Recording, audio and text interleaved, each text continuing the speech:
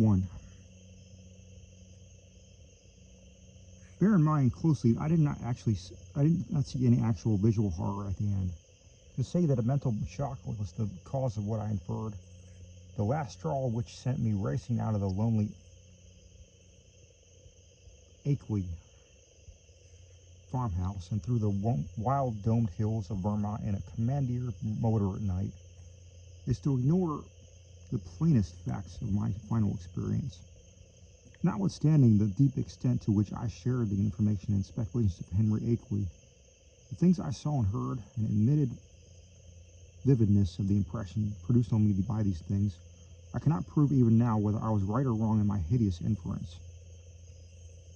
For after all, Akeley's disappearance establishes nothing. People found nothing amiss in his house despite the bullet marks on the outside and inside. It was just as though he had walked out casually for a ramble in the hills and failed to return. There's not even a sign that a guest had been there, or that those horrible cylinders and machines that had been stored in the study. That he had been mortally feared the crowded green hills and endless trickle of brooks among which he had been born and reared means nothing at all either. For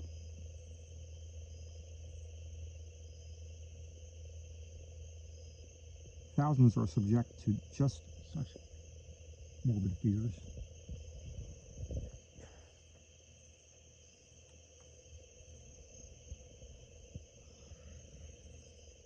Eccentricity, moreover, couldn't easily account for his strange acts and apprehensions toward the West.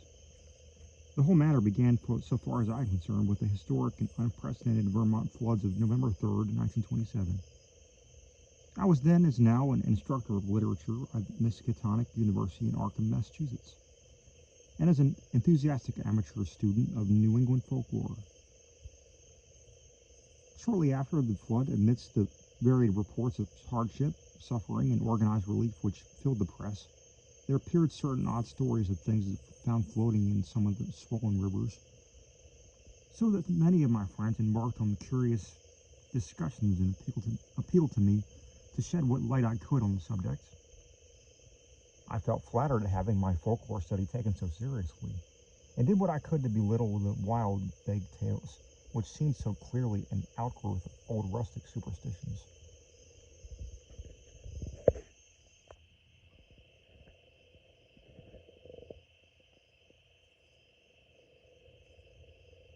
It amused me to find several persons of education who insisted that some stratum of obscure, distorted fact might underlie the rumors.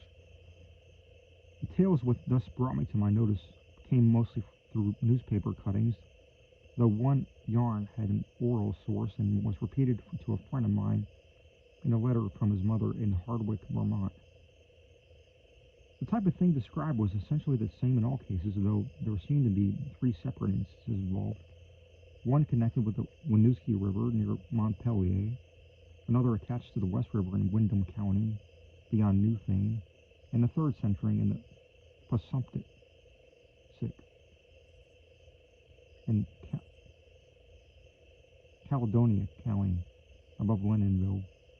Of course, many of the stray items mentioned other instances, but on analysis they all seem to boil down to these three. In each case, country folk reported seeing more very bizarre and disturbing objects in the surging waters that poured down from the unfrequented hills. And there was a widespread tendency to connect these sights with the primitive, half-forgotten cycle of whispered legend, which old folk resurrected for the occasion. What people thought they saw were organic shapes not quite like any they had ever seen before.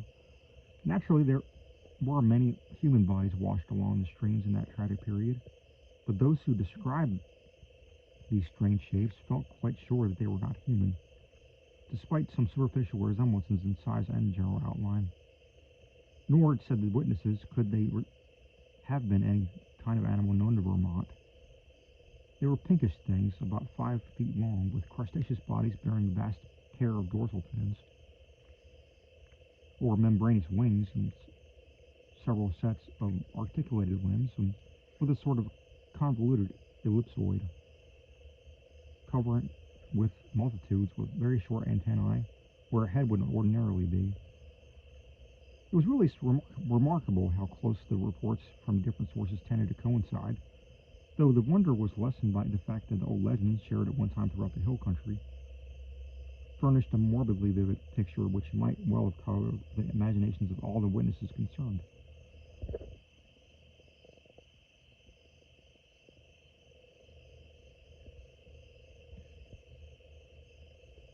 It was my conclusion that such witnesses, in each case naive and simple backwoods folk, had glimpsed the battered and bloated bodies of human beings or farm animals in the whirling currents, and had allowed the half-remembered folklore to invest the pitiful objects with fantastic attributes. The ancient folklore, while cloudy, evasive, and largely forgotten by the present generation, was of a highly singular character, and obviously reflected the influence of still earlier Indian tales. I know it well, though I'd never been in Vermont, through the exceedingly rare monograph of Eli Davenport, which embraces material orally obtained prior to 1839 among the oldest people in the state. This material, moreover, closely coincided with tales which I had personally heard from elderly rustics in the mountains of New Hampshire. Briefly summarized, it hinted at a hidden race of monstrous beings which lurked somewhere amongst the remoter hills, in the deep woods of the highest peaks, in the dark valleys where streams trickle in from unknown sources. These beings were seldom glimpsed, but evidences of their presence were reported by those who had ventured farther than usual up the slopes of certain mountains or into certain deep, steep-sided gorges that even the wolf shunned. There were queer footprints or claw prints in the mud of brook margins and barren patches and curious circles of stones, with the grass around them worn away, which did not seem to have been placed or entirely placed by nature. They were two certain caves of problematical depth in the side of hills, with mouths closed by boulders in a manner scarcely accidental, and with more than average quota of queer prints leading both toward and away from them. If indeed the direction of these prints could be justly estimated, and worst of all, there were these things which adventurous people had seen very rarely in the twilight of the remotest valleys, in the dense perpendicular woods above the limits of normal hill climbing. It would have been less uncomfortable if the stray accounts of these things had not agreed so well. As it was, nearly all the rumors had several points in common, averring to the creatures were a sort of large, light red crab with many pairs of legs, and with two great bat-like wings in the middle of the back.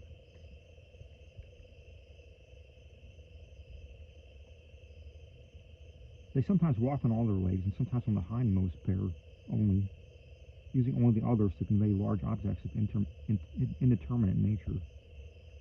On one occasion they were spied in considerable numbers. A detachment of them wading along a shallow woodland watercourse, three abreast in evidently disciplined formation. Once a specimen was seen flying, launching itself from the top of a bald, lonely hill at night, and vanishing in the sky after its great flapping wings had been silhouetted an instant against the full moon. These things seemed content, on the whole, to let mankind alone, though they were at times held responsible for the disappearance of some venturesome individuals,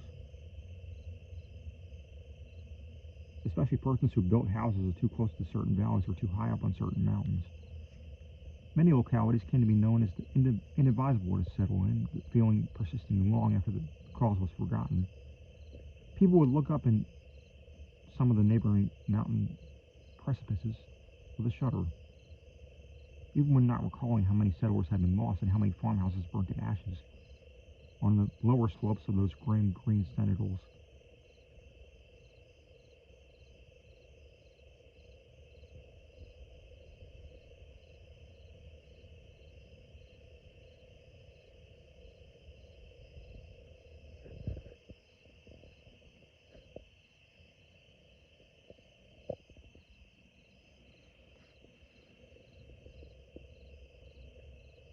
But But while, according to earliest legends, the creatures would appear to have harmed only those trespassing on their privacy, there were later accounts of their curiosity respecting men and of their attempts to establish secret outposts in the human world. There were tales of the queer claw prints seen around farmhouse windows in the morning, and of occasional disappearances in regions outside the obviously haunted areas. Tales besides of buzzing voices and imitation of human speech, which made surprising offers to lone travelers on roads and cart paths in the deep woods. And of children frightened out of their wits by things seen or heard by when the primal forest pressed close upon their dooryards. In the final layer of legends, the layer just preceding the decline of superstition and the abandonment of close contact with the dreaded places, there are shocked references to hermits and remote farmers who, at some period of life, appear to have undergone a repellent mental change, and who were shunned and whispered about the mortals as mortals who had sold themselves to the strange beings. In one of the northeastern counties, it seemed to be a fashion after 1800 to accuse eccentric and unpopular recluses of being allies or representatives of the abhorred things. As to what the things were, explanations naturally varied. The common name applied to them was quote-unquote those ones or quote-unquote the old ones, though other terms had a local and transient use. Perhaps the bulk of the Puritan settlers set them down bluntly as familiars with the devil, and made them a basis of all theological speculation. Those with the Celtic legendary in their heritage, mainly the Scotch-Irish element of New Hampshire, and their kindred who had settled in Vermont on Governor Wentworth's colonial grants, linked them vaguely with the malign fairies of quote-unquote little people, of the bogs and rats, and protected themselves with scraps and incantation handed down through many generations. But the Indians had the most fantastic fairies of all. While different tribal legends differed, there was a marked consensus of belief in certain vital particulars, it being unanimously agreed the creatures were not native to this earth.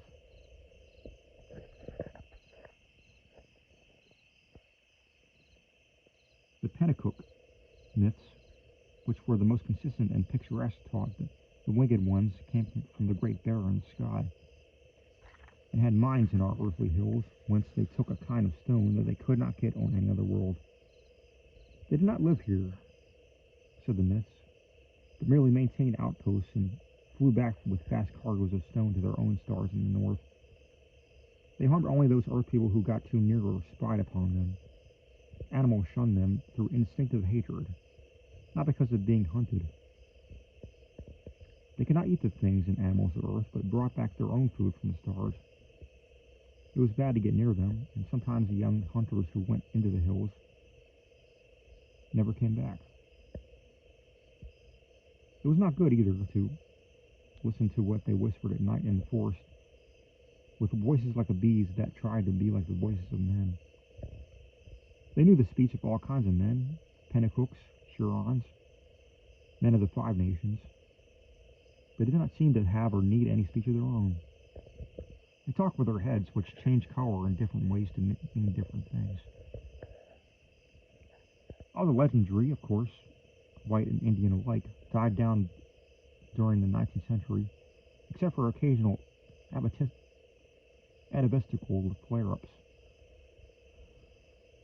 The ways of the Vermonters became settled, and once their habitual paths and dwellings were established according to a certain fixed plan, they remembered less and less what fears and avoidances had determined that plan, and even that there had been any fears or avoidances. Most people simply knew that certain hilly regions were considered as highly unhealthy, unprofitable, and generally unlucky to live in, and the farther one kept from them, the better off one usually was. In time, the ruts in custom and economic interest became so deeply cut in the approved places that there was no longer any reason for going outside them. And the haunted hills were left deserted by accident rather than by design. Save during infrequent local scares, only wonder-loving grandmothers and retrospective nonagenarians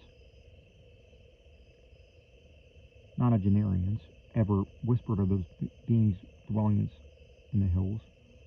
And even such, they were used to the presence of house and settlements, and now that the human beings had let their chosen territory severely alone. All this I know from my reading and from certain folk tales picked up in New Hampshire. Hence, when the flood time rumors began to appear, I could easily guess what imaginative background had involved them. I took great pains to explain this to my friends and was correspondingly amused when several contentious souls continued to insist upon a possible element of truth in the reports.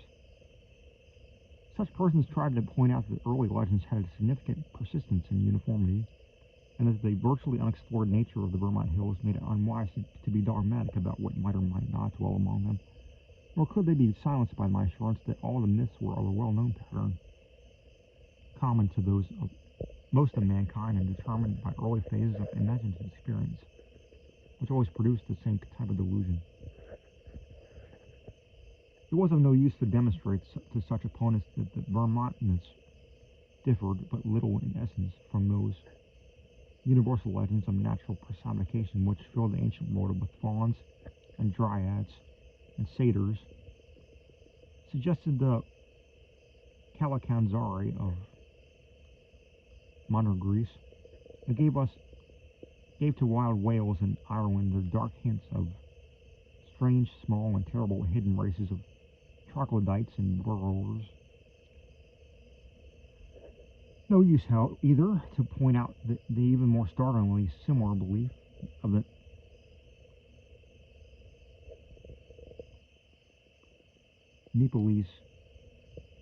Nepalese hill tribes and the dreaded Migo, or quote-unquote abominable snowmen, who lurk hideously amidst the ice and rock pinnacles of the Himalayan summits. When I brought up this evidence, my opponents turned against me by claiming that it must imply some actual historicity for the ancient tales, that it must argue the real existence of some queer elder earth race, driven to hiding after the advent and dominance of mankind, which might very conceivably have survived in reduced numbers to relative recent times, or even to the present. The more I laughed at such theories, the more these stubborn friends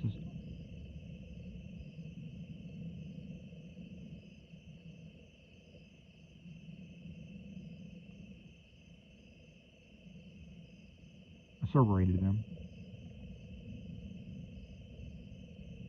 adding that even without the heritage of legend, the recent reports were too clear, consistent, detailed, and insanely prosaic in matter of telling to be completely ignored. 2 or 3 fanatical extremists went so far as to hint at possible meanings in the ancient Indian tales which gave the hidden beings a non-terrestrial origin, citing the extravagant books of Charles Fort with their claims that the voyagers from other worlds in outer space have often visited Earth. Most of my foes, however, were merely romanticists who insisted on trying to transfer to real life the fantastic lore of lurking quote-unquote little people made popular by the magnificent horror fiction of Arthur Machen.